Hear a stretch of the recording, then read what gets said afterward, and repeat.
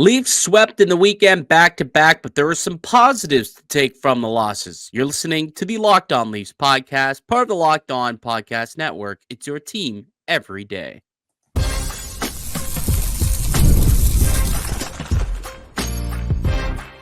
You're Locked On Maple Leafs, your daily podcast on the Toronto Maple Leafs. Part of the Locked On Podcast Network, your team every day.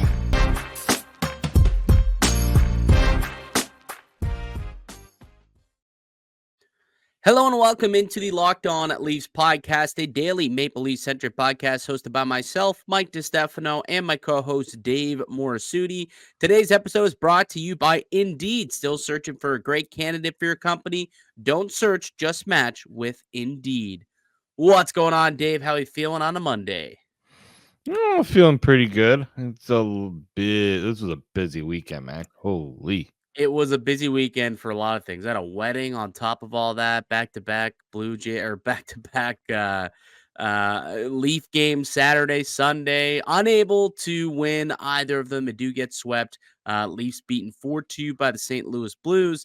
And then the next night, put up a valiant effort, I would say, against the Minnesota Wild. But they end up losing 2-1 in overtime. So we'll go through that game, get to the good, the bad, the ugly. And then a little bit, I want to talk a little about the biggest surprises and biggest disappointments through the first month of the NHL season. Because October is in the rear, and now we're looking through November. And I kind of want to look back really quickly and just kind of get a lay of the land of where we're at through the first month throughout the entire NHL. But let's get back to what we witnessed over the course of the weekend. So as I said, Leafs swept it back-to-back, losing 4-2 to the Blues. And then they lose a tight one in Minnesota, 2-1 in overtime. Dave, what stood out to you about the games this weekend? Well, I know people aren't exactly thrilled to see the team drop back-to-back. But, I mean, both really tight, close games, right? So, they were in it for the entire game, start to finish. I guess the part that's troubling is the offense, right? You're not exactly firing on all cylinders right now. After, you had a pretty good game the other day against the Jets where all you could do is score goals. Against the Kraken, you put up 3 goals. That's pretty good. But the back-to-backs here, it was tough to find offense, right? The team really did struggle to produce. At what point does that start to become worrisome to you, I guess? Like the fact that Auston Matthews is not scoring at that elite pace that he had set for himself last year. Like at what point does that become a bit of a, what's going on here? What is this just going to be a down year for the guy? Like, I don't know. We're not there yet, I don't believe, but we're through the first month now and the, eruption of goals still hasn't quite come yet. Yeah, I mean, the concerning part is that, okay, you look at Saturday's game against St. Louis. Toronto had 12 shots on goal.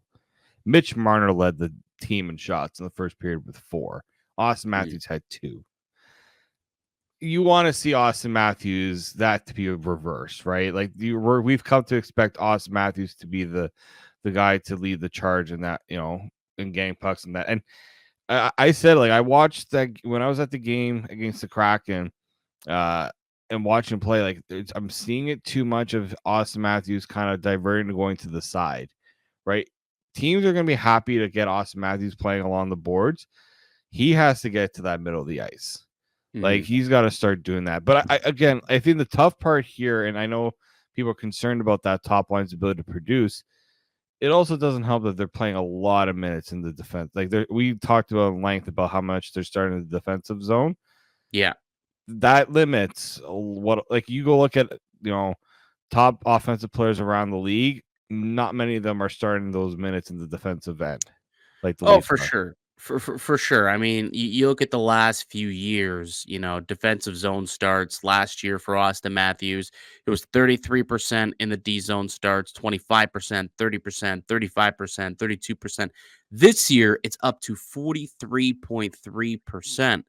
Defensive zone starts. So, they are getting a lot of the bulk of those tougher minutes and those tougher matchups, especially, when on the road, when they don't really, not that they don't trust that Nylander and Tavares, Line and Pacioretty to line match, but they do trust Marner and Matthews, so they're chucking them back there. So that is one reason. I think the deployment is different. They're still getting their chances. Like Austin Matthews still leads the league in shots per game here. But at some point they're going to start to drop. Like for me, like I said, the reason why it's not a major concern is because his shooting percentage is not going to live at 8% all year round. Like No. it's 8.9% right now.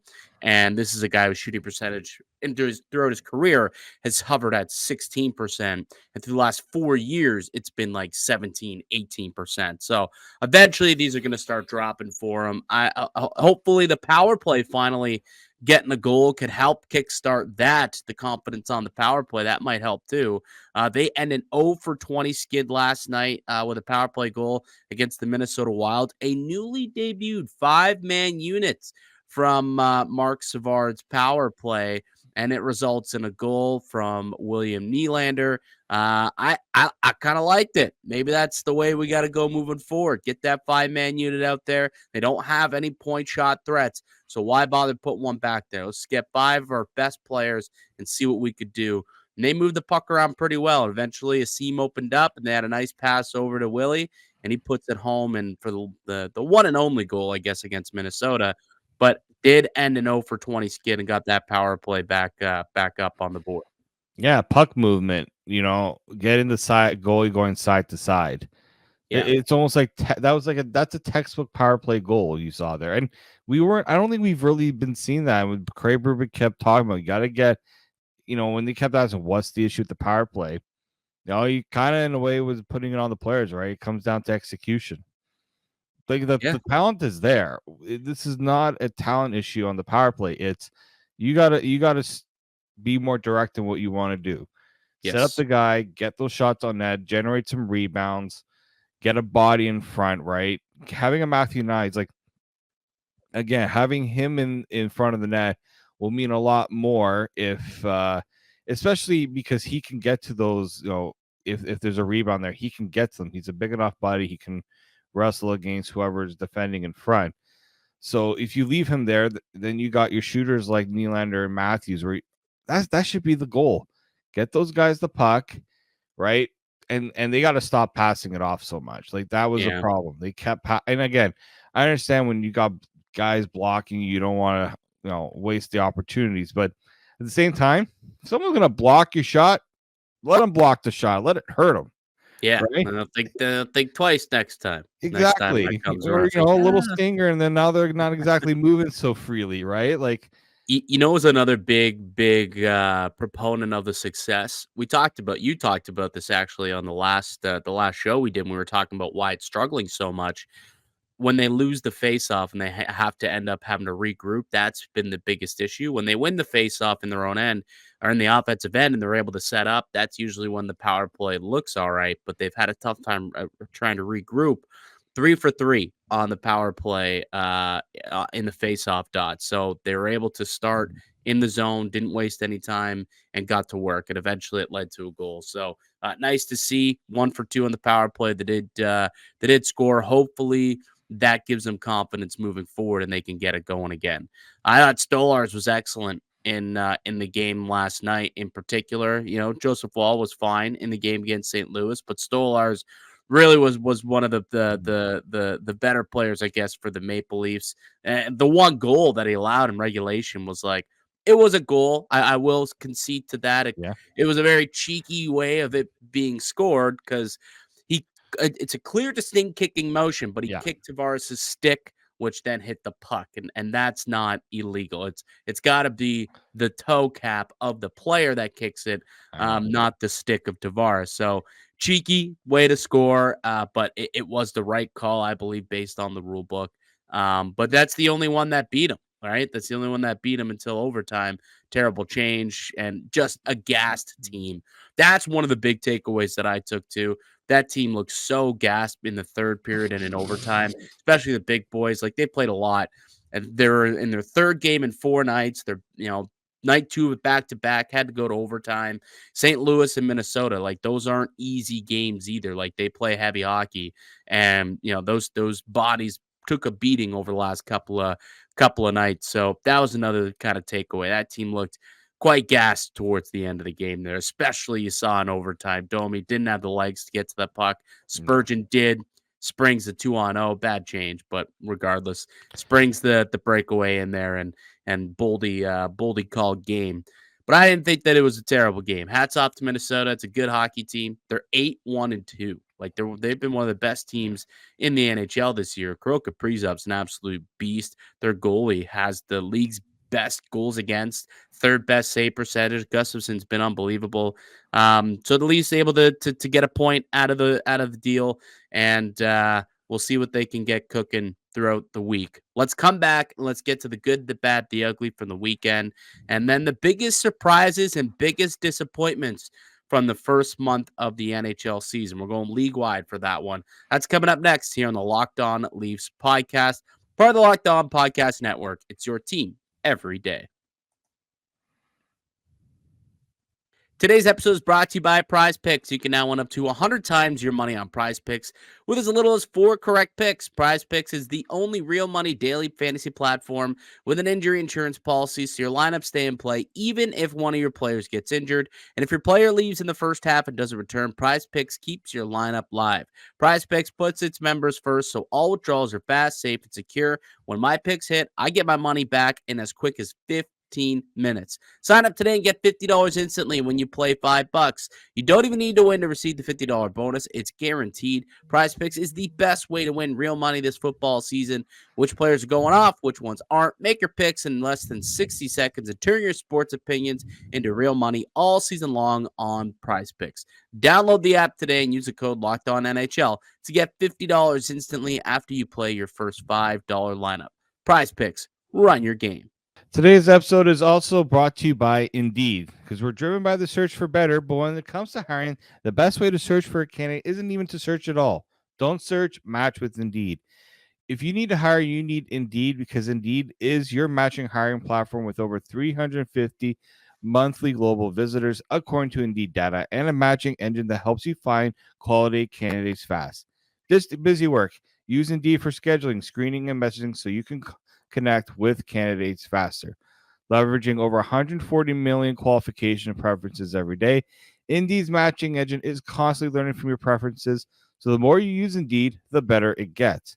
Join more than 3.5 million businesses worldwide that are using Indeed, and you'll get a $75 sponsored job credit to get your jobs more visibility at Indeed.com/lockedon.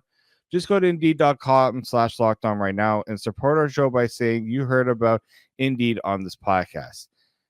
Go, terms and conditions apply. Need to hire? You need Indeed. Welcome back into the Locked On Leafs podcast. Mike DiStefano, Dave Morassutti with you as we are each and every weekday, Monday through Friday, with brand new episodes coming out each and every day. You can find us wherever you get a podcast and also up on YouTube. Just a couple subs away from hitting 6K subscribers on YouTube, Dave. So if you are enjoying the podcast and you've yet to subscribe, still about 30 to 40% of our daily listeners are unsubscribed. So if that's you and you enjoy the show, we'd appreciate a subscription, and hit the notification bell as well so you know exactly when new episodes drop daily covering your beloved Toronto Maple Leafs. I guess maybe not as beloved after losing back-to-back games this weekend, but nonetheless, there was still some good, some bad, and some ugly to what we witnessed this weekend. So after a couple of losses, let's get to it. The good, the bad, the ugly. We'll start positive, though, Dave. What was good? I mean, got to go with getting a power play goal. I know we like to see more of them, but you got one. I think when you get one, it should hopefully provide a little bit of confidence to know that shooting the puck actually does work on the power play. Yes, Look. yes, it does. It does. And they ended up with 6 shots on goal through 2 power plays. So, and one of them hit the back of the net. So that's exactly what you're looking to do. You know, they were able to move the puck around and finally did score. So I did like the look of the power play, that 5-man unit. Hopefully, I mean, after scoring, you got to go back to it. It's not like this had to be just a one-time thing, right? So they're gonna try it and see how long they can last it being successful. I thought the special teams in general, though, were pretty solid, right? Scored a goal in the power play, 3 for 3 on the penalty kill, killed off a full 4-minute double minor from Oliver Ekman-Larsson. So I thought the penalty kill was great, and a big part of it was the shot blocking that was elite in the game against Minnesota. 24 block shots in the game against the Wild. That's how you help your goaltender. And doing that on the second night of a back-to-back when you're tired too. Pretty good stuff. Chris Tanev leading the way with 4 block shots, McCabe with 3. That's really becoming a formidable shutdown pairing, though, isn't it? Tanev and McCabe. And, had a feeling that it could be if that turned out to, be a matchup that we saw at some point, or a pairing we saw at some point. And they are turning out to be quite the shutdown pair. And then I'll say Anthony Stolarz, I thought was good as well, right? Stopped 31 of 33 shots last night. Again, first one a little questionable. And then the last, the overtime winner, out to dry on a breakaway. But he made some big stops and some solid stops. That one glove save that he made on the power play and the drop back pass. That was a really solid glove stop. And the one thing that I'll say, though, actually, we didn't talk about this in the first segment. The dropping of the stick was becoming an interesting phenomena in that game, and it became a talking point there, didn't it? Like, I don't know, was that him dropping the stick, or was that like more of a credit, I guess, to Minnesota getting in his kitchen and skating into the stick, causing it to fall out of his hands? I would go with the second one. Like that was my kind of issue with how they were playing a little bit defensively, is that Minnesota was getting to the net a little way too easily. Yeah. And so is this the bad? That was the bad? Are we into the bad then with that? Well, I mean, I'll say it was a good night for Stolarz, but yeah, that was weird, especially because it did lead. It didn't help. I don't think that was the exact reason why that first goal went in. I think it was more so the defending in front of the net that was the problem. Yeah, that was weird. I mean, I don't think goaltending. I'll just say another good. I don't think goaltending was the issue. I thought the goaltending gave them every chance to win this weekend, but yeah, that was weird. That was kind of going into my bad. Like, I thought the defending in front of the net has become one of those things where they've had some, like, there's some pairings that are really good at it and some pairings that need some work on it. Namely that Connor Timmins, Simon Benoit pairing. Yep. Well, like you talk about how good that shutdown pairing of McCabe and Tanev is. Well, what that does too, though, is that you can only have them on the ice for so long in a game, and you have to rely on other pairings to pick up the slack when they're not on the ice. And that pairing of Benoit and Timmins hasn't looked good the last little bit.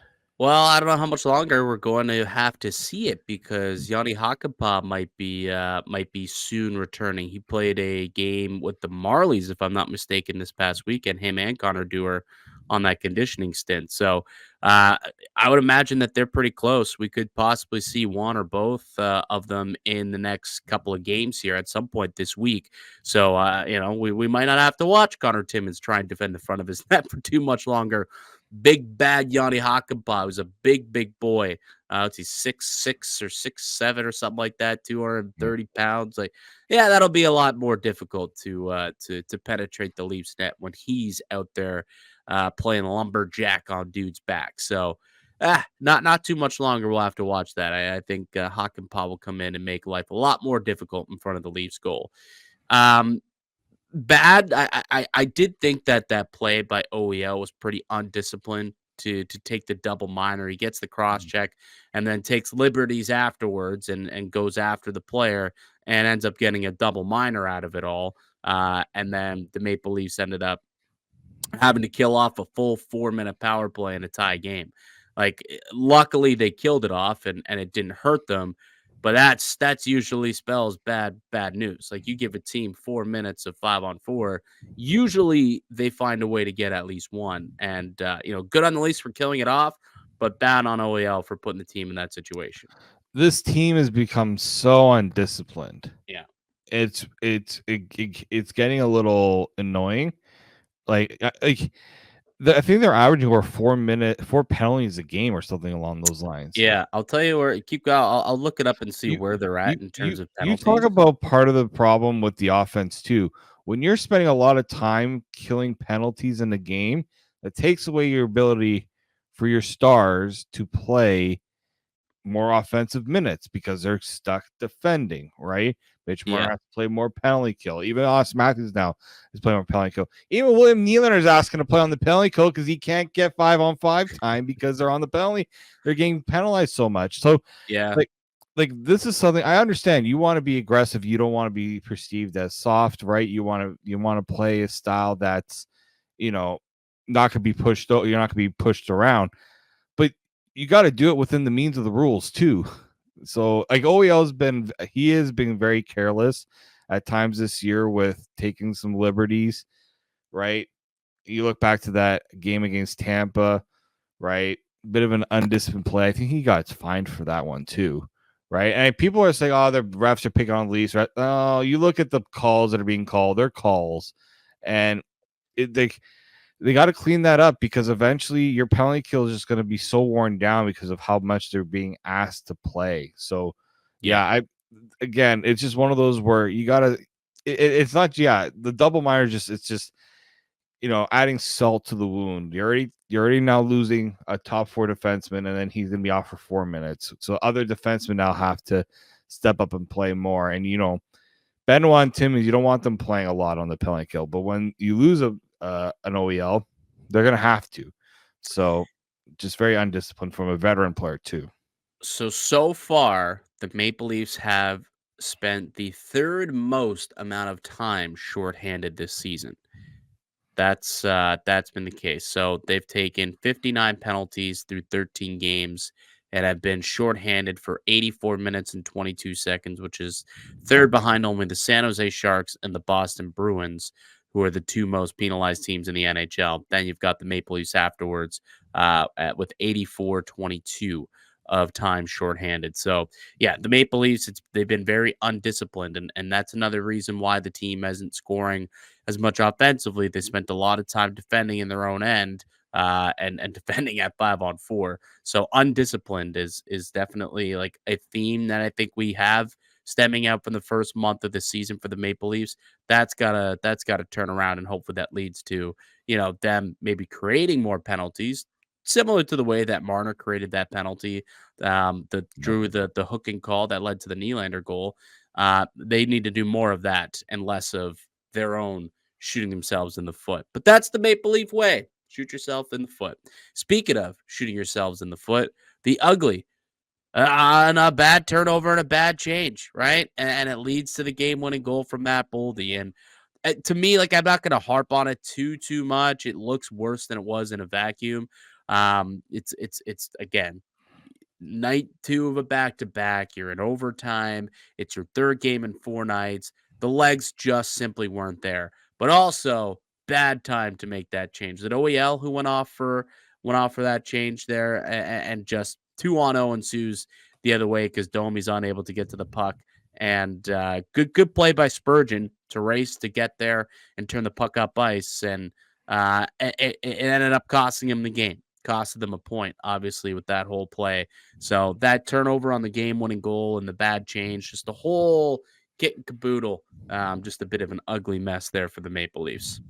Yeah, I usually you only go and make a change like that if you got possession, right? Well, or the puck is in deep, right? The puck is out of the danger zone, a little more awareness of. To be fair, I think they thought Domi was going to get there and have the puck on the other side of the blue line with possession, but there's got to be a little more communication from the bench to at least have someone stay back. I can understand if one guy wants to get off, but for both guys to get off, that's the tough one there, right? Because you don't usually do a change like that on 3-on-3. 3-on-3, it's usually one guy will come off. Well, I don't think they both went off. I think I'm trying to remember who was on the other end there. The other Pacioretty was the other one. Maybe Pacioretty, but whoever, they kind of were.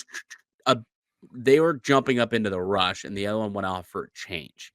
So that's kind of what happened. So they ended up dispersing, both going out towards the boards. One went off for the change, the other one to go jump up with Domi, and that left 2 guys just chilling basically in the neutral zone with no one around them. So when Spurgeon got there, an easy spring up to those guys, and they break in 2-on-0 Really nice move by Boldy, and he roofs it top shelf and ends the game. But yeah, like someone's got to have the smarts to realize like, okay, it's a 50-50 race to the puck. I cannot jump up into this rush here if there's two guys behind me. Someone's got to stay back. So, yeah, just yeah, miscommunication maybe was the situation there. But a kind of an ugly play, and it ends up costing them in the end, and then they lose the hockey game because of it. But overall, not a terrible game. I thought that it was actually quite a good game, a tight one for sure. They squeaked out a point. We'll see if they can get back onto their winning ways tomorrow night. Who they got tomorrow night? I'm Bruins. blanking. Bruins. Yeah, they got Boston again. So we'll see if they can get back into their winning ways and try and beat the big bad Bruins. All right, on the other side, we're gonna go league wide. The first month of the NHL season is behind us, and we'll take a look at the biggest surprises and disappointments so far on the year. That's coming up next here on the Locked On Leafs podcast. Today's show is brought to you by Built Rewards. Listen up, renters. Ever feel like you're stuck in this loop of rent payments, just watching your money vanish into thin air? It's time to turn that rent game around and start earning some serious rewards. That's where Built Rewards comes in. Built is breaking ground as a neighborhood rewards program that hooks you up with points on your rent. Every month, pay your rent and watch the Built points roll in. Use points to jet off on a dream vacation. Put your points towards a flight or hotel stay with 500 plus airlines and 700,000 plus hotels and properties. You can also use your points to book fitness studio classes, redeem them toward a future rent payment. They're designed to meet your lifestyle. Pay rent hassle-free through the Built Rewards app. Your rent game just got a major upgrade. Built points have been consistently ranked the highest value point currency by the Points Guy and Bankrate. So earn points by paying rent right now when you go to joinbuilt.com/lockedonnhl. That's joinbilt.com/lockedonnhl. Make sure you use our URL so they know we sent you. Joinbuilt.com/lockedonnhl to start earning your points with your rent payments today. Today's episode is also brought to you by FanDuel. Get ready to tackle the NHL season with FanDuel. It's America's #1 sports book because right now new customers can bet $5 and get $150 in bonus bets if you win. The FanDuel Sportsbook app gives you everything you need to place live bets on the action all in one place. So when you get a hunch in the middle of a game, you can check out the latest stats, view live play-by-play, and so much more on the same page where you place your bets. Just visit FanDuel.com to join today. You'll get started with $150 in bonus bets if you win your first $5 bet. That's FanDuel.com. Never waste a hunch and make every moment more with FanDuel, an official sportsbook partner of the Locked On Network.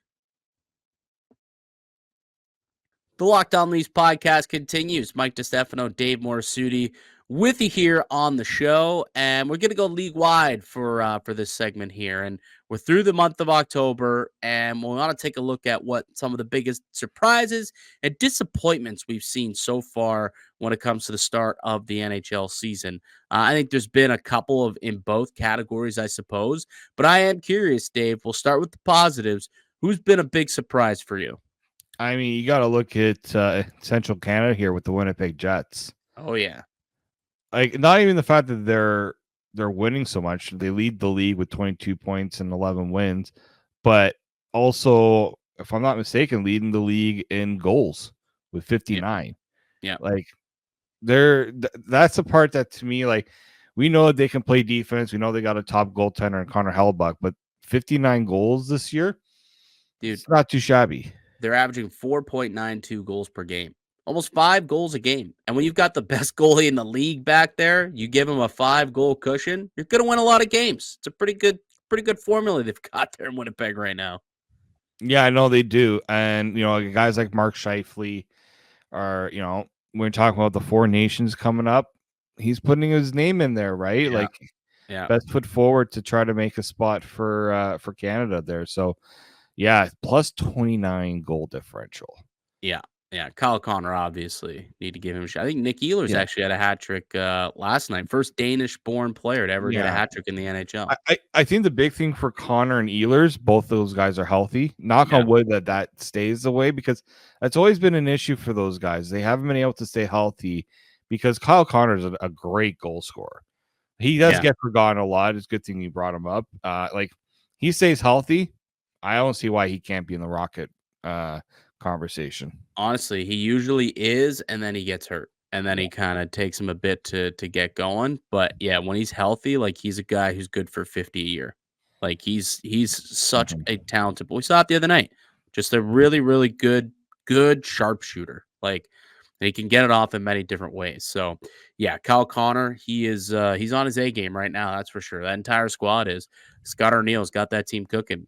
For me, I want to give a little bit of love to the Washington Capitals. I think they've been a pretty big surprise Mhm. to start the year, right? I think they had a really good offseason, and we weren't sure how it was all going to play out. But so far, 11 games into the season, the Capitals 8-3 on the year to this point. Now, Ovechkin's got 7 goals and 14 points in just 11 games. He's got 5 goals in his last 4 games.